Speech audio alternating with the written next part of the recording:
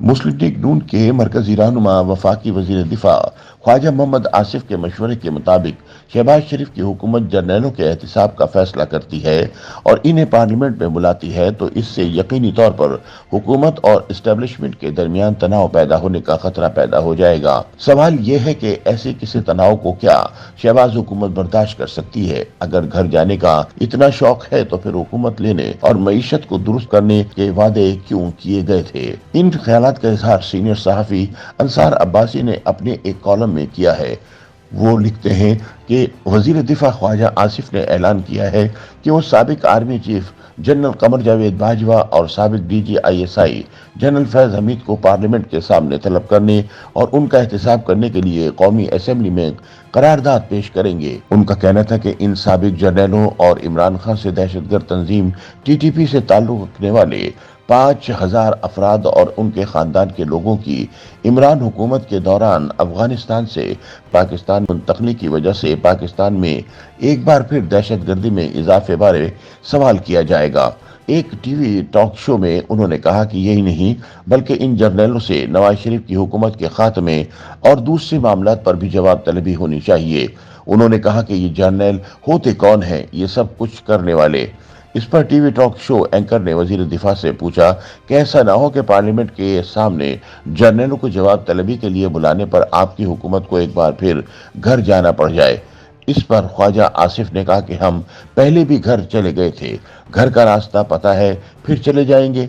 अब देखते हैं कि ख्वाजा साहब कब जर्नैलों की पार्लियामेंट के सामने जवाबदेही के लिए कौमी असेंबली में करारदाद पेश करते हैं। अंसार अब्बासी के मुताबिक अब इस बारे में वजीर आजम, वुज़रा और ख्वाजा साहब से सवाल होते रहेंगे ताकि जिस जवाबदेही की वजीर दिफा ने बात की है वो मुमकिन हो सके। अब पता नहीं कि ये वजीर दिफा ख्वाजा आसिफ का ज़ाती फैसला है या शहबाज हुकूमत की पॉलिसी। वजह जो भी है, ख्वाजा आसिफ ने एक ऐसा मामला उठा दिया है जिसका असर शहबाज हुकूमत पर पड़ सकता है और अगर पाकिस्तान की तारीख को देखा जाए तो ऐसा करने पर हुकूमत की छुट्टी भी हो सकती है।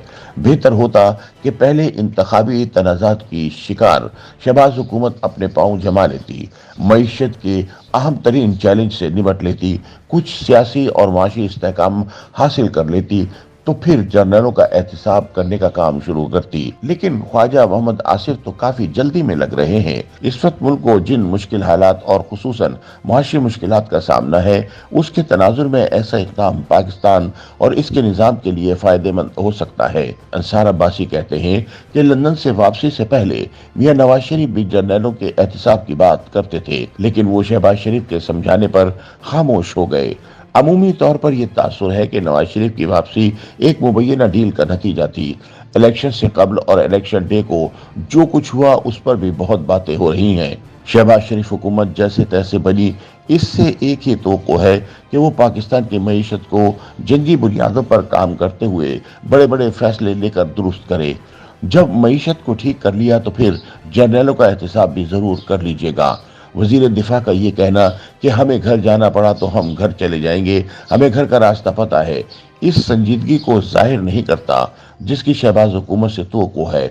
अगर घर जाने का इतना ही शौक थे तो फिर हुकूमत लेनी और मईशत को दुरुस्त करने की तरजीह के वादे क्यों किए थे? इस बात की इतनी अहमियत नहीं कि नून लीग की हुकूमत रहती है या नहीं, शहबाज शरीफ वजीर आजम रहते हैं या नहीं। अहम और समझने की बात यह है कि हुकूमत जिसकी भी हो, पाकिस्तान को इस वक्त माशी चैलेंज से निकालना सबकी अवलीन तरजीह होनी चाहिए। YouTube पर गूगली न्यूज देखने के लिए youtube.com की सर्च बार में गूगली न्यूज TV टाइप करें। गूगली न्यूज के पेज पर सुर्ख रंग के सब्सक्रिप्शन वाले बटन पर क्लिक करना ना भूलिए। YouTube पेज पर अपलोड होने वाली वीडियोस से बाखबर रहने के लिए बेल आइकन पर क्लिक कीजिए। आपको हर नई वीडियो के बारे में नोटिफिकेशन मौसूल हो जाएगा।